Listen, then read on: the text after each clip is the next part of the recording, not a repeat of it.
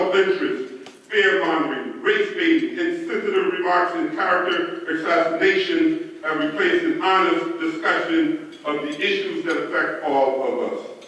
Several members of the news media, far from being neutral sources of information, in many instances have stoked division by spreading divisive propaganda, inciting violence, using hateful rhetoric, and disseminating misinformation.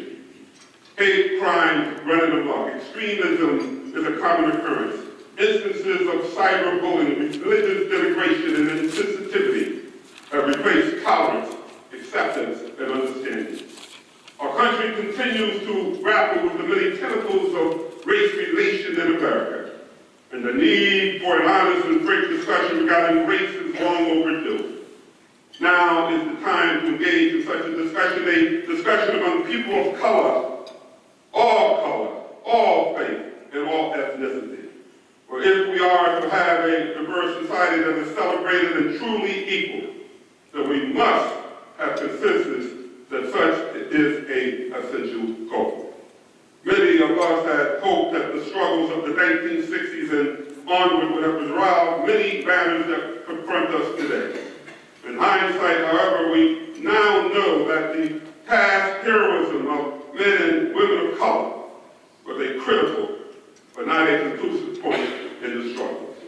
We cannot simply sit back and stand on their shoulders, for there is more work to be done.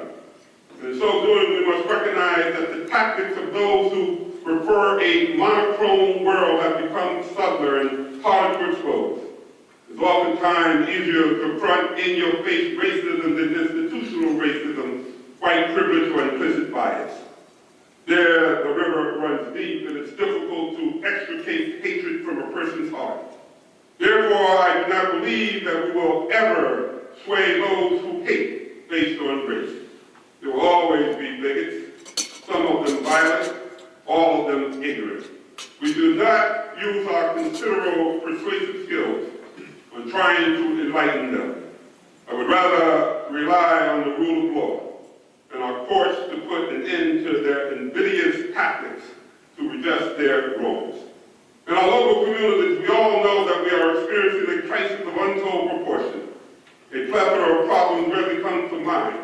These problems include the challenge of urban education and youth-related issues, inadequate health care, dysfunctional families, unemployment, and the need for more effective communication between the law enforcement officials and communities of color.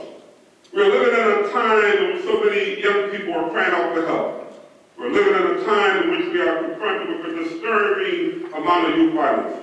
Youth violence and gun-related crimes that have resulted in a disturbing number of untimely deaths. We're living in too many communities where too many young folks are prone to use deadly force to resolve disputes, where strong and positive parental guidance is missing. Our inner city neighborhoods are beset with a myriad of social and economic problems. Yes, we are witnessing difficult times in our urban communities. Young brothers and sisters are destroying their lives at an early age. So many of our young folks don't take school seriously. And respect for authority, legal, parental, or otherwise, is eroding. Too many of our young folks are walking around as if they were in a coma of sorts, where they are numbed by their circumstances, unfazed by the consequences of their bad decisions, and do not appreciate the value of life. So many of our ministers are spending too much time on funeral services for our young people who have died as a result of acts of violence, rather than on sermons for those young people who are lost and in need of spiritual guidance. Yes, my brothers and sisters, friends and colleagues, we must bear witness that in our urban community there is a crisis.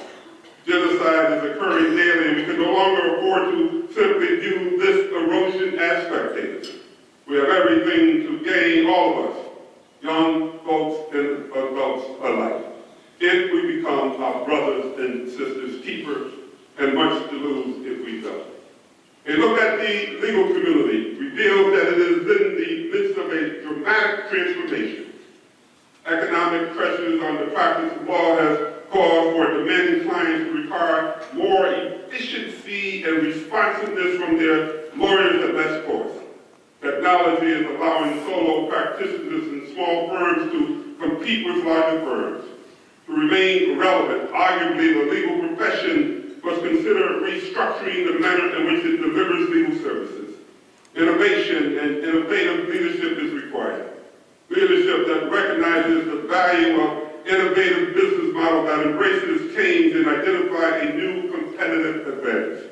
These issues, coupled with issues regarding diversity, recruitment, and retention of lawyers of color by native law firms, are just some of the issues with the legal profession must come to grip with if it is to function as a sensitive, relevant, responsive, efficient, and just professional body. Bar associations and affinity bars must become active. They can no longer simply serve as social organizations for practicization. Affinity bars such as yours are integral players in the legal profession. You have an obligation to take responsibility for training and expanding the knowledge base and skill set of your members. Use your resources for addressing the professional challenges you may face, and continue to reach out to other affinity bars so that your collective voices will create a strong and unified message, a message consistent with your goal of promoting diversity in the legal field. I view this effort as among your most important tasks because the legal system must represent the population it serves. For it